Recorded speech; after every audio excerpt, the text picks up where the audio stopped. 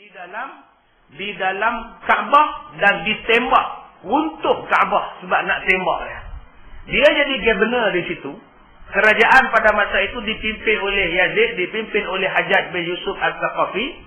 Dia tak setuju tentang pelaksanaan sistem khalifah yang diambil anak menjadi pemerintah. Dia tak setuju. Akhirnya orang isytiharkan dia sebagai penentang kerajaan.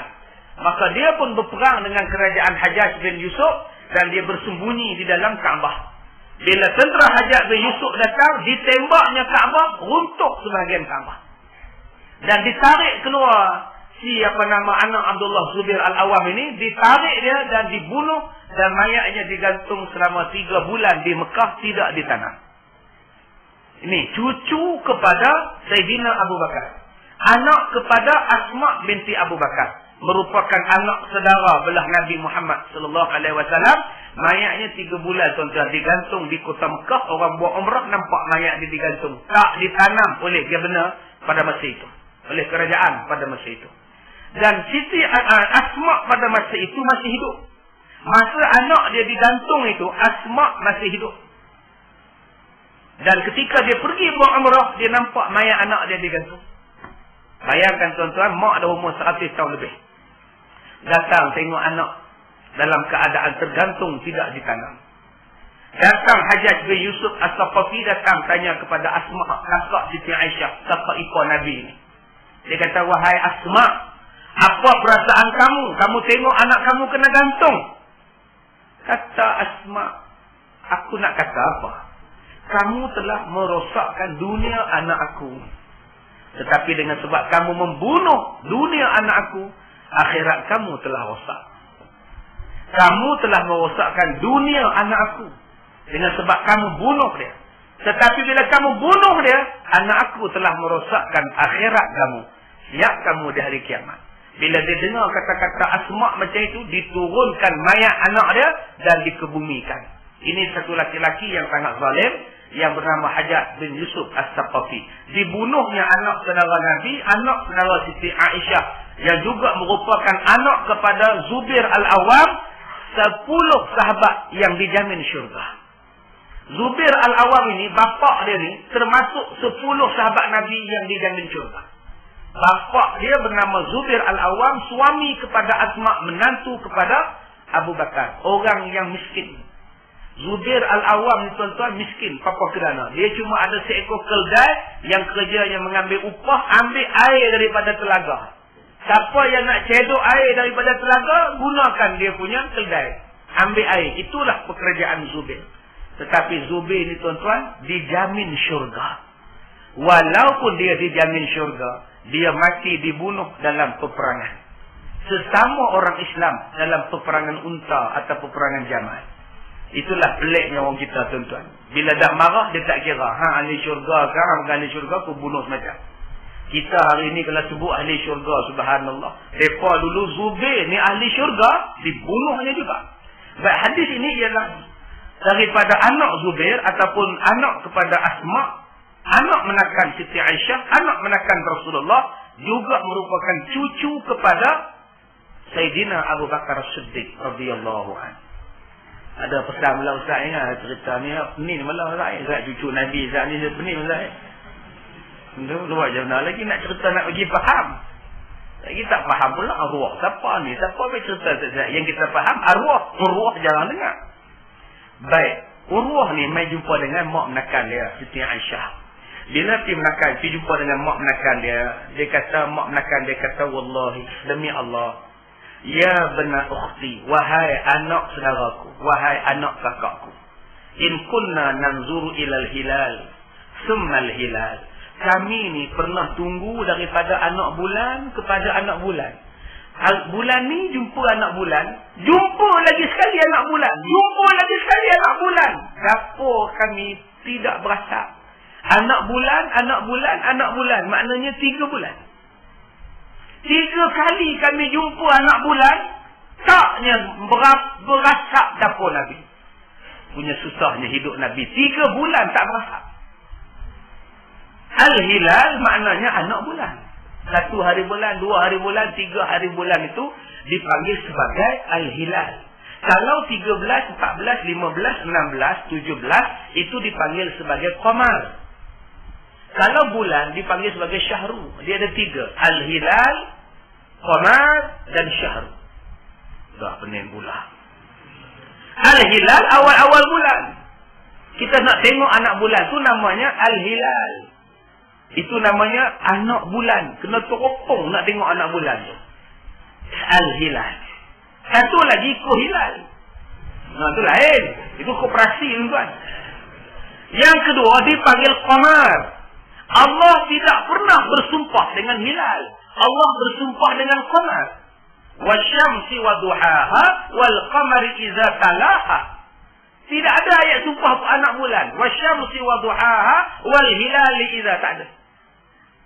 Maknanya tuan-tuan, antara anak bulan, antara bulan yang mengambang, ada banyak perbezaan. Ada banyak perbezaan. Sebab Allah sumpah dengan bulan Al-Qamar ketika cahayanya mengambang.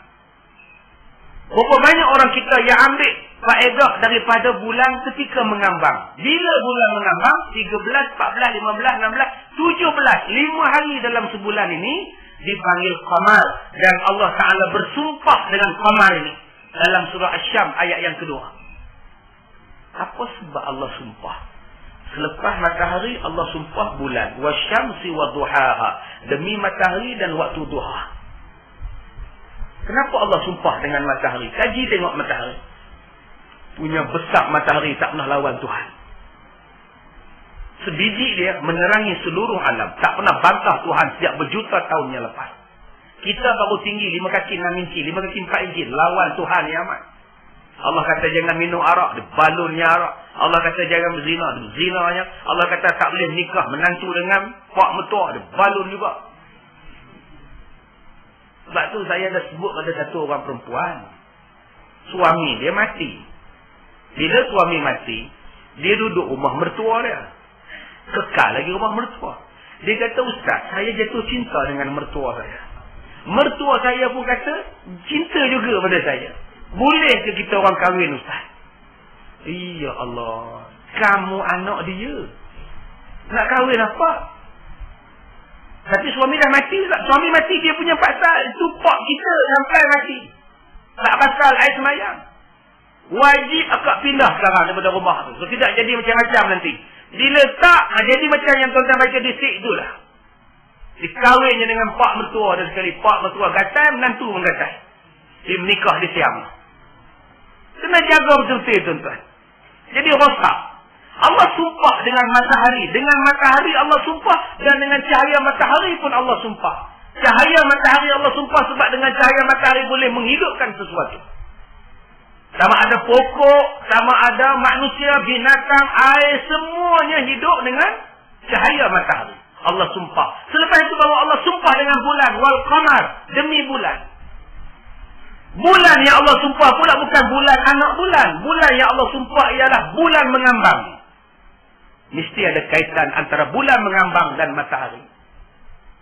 Rupa-rupanya bila kita buat kajian, bulan tu tidak ada mampu mengeluarkan cahaya. Bulan tidak boleh mengeluarkan cahaya.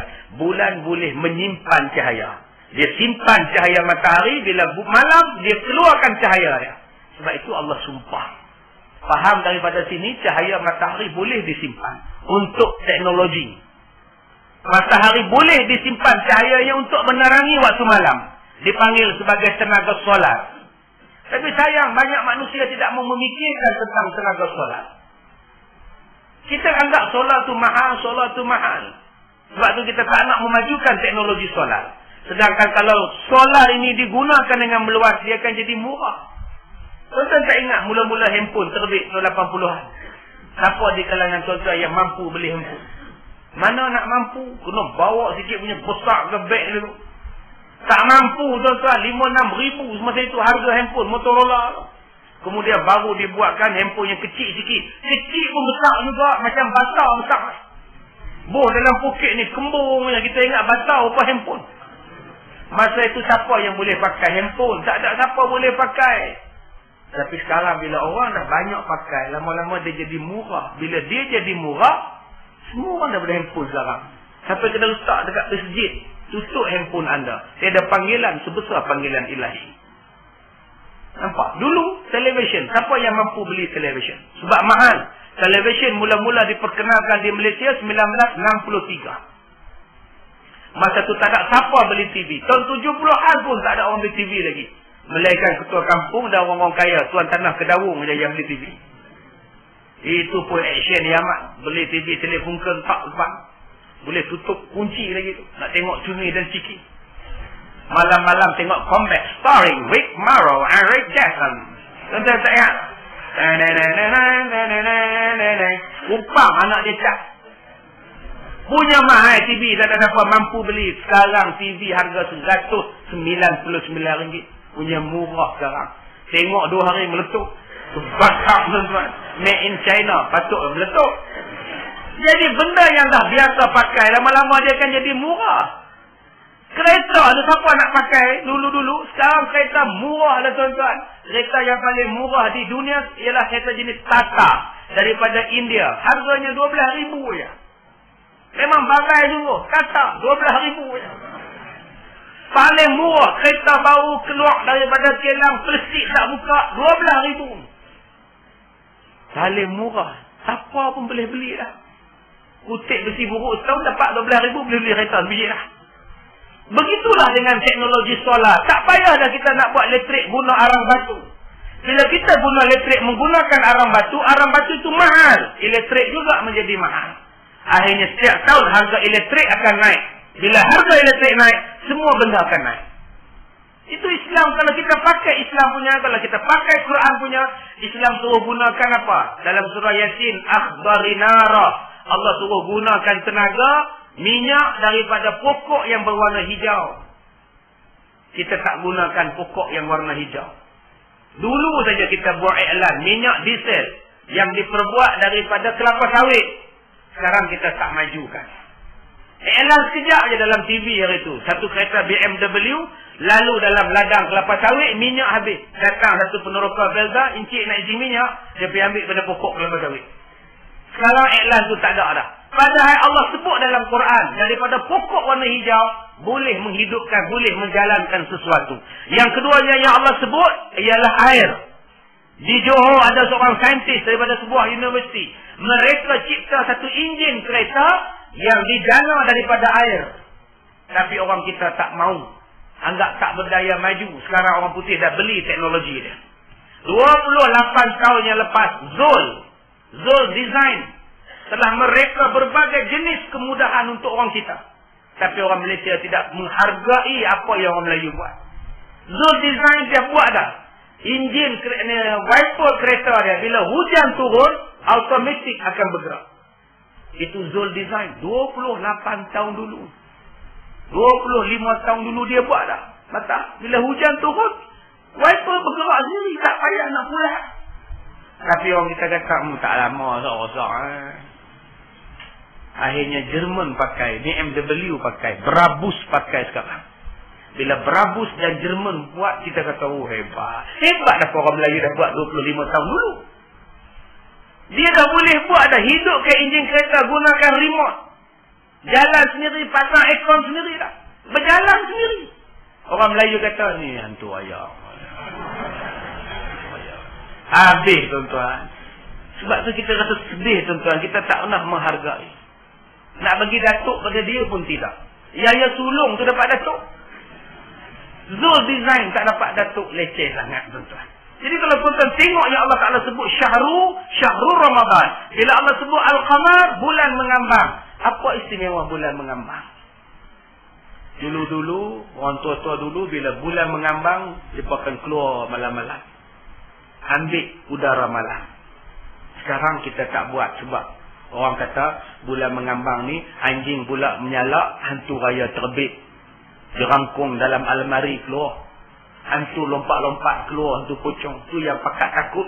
Malam-malam bulan mengambang, malam Jumaat pula anjing pula menyalak, pakat takut semua. Diam di rumah tengok Gusti Rey Mysterio lawan Batista. Tengok dah. Inilah penyakit kita ni tuan-tuan. Sayanglah tuan-tuan, malam mengambang kita tak keluar. Apa tuan-tuan takut dengan anjing menyalak? Takut apa? Memang anjing menyala. Yang tuan-tuan kena takut kalau anjing tu berkokok. Baru takut. Apa pula anjing ni berkokok ni? Baru kita takut. Orang Cina malam mengambang dia keluar. Dia ambil sampan. Dia duduk tengah lombong. Dia kutip buah-buah bunga-bunga pada